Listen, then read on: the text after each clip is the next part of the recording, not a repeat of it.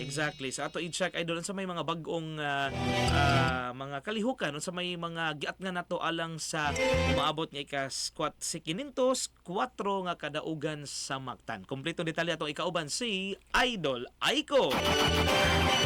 Tata RMN Report.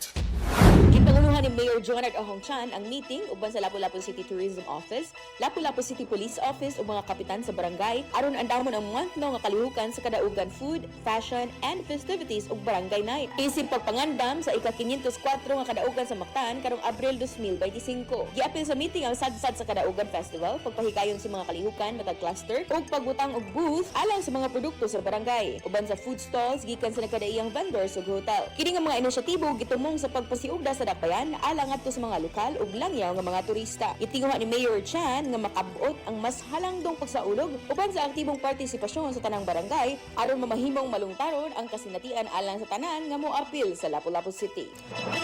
Alang sa IFM Balita sa buntag, kini si Idol Aiko. Di kapugngan sa paghatod sa naguna og labas nga mga balita. Tatak RMN, tatak IFM Balita.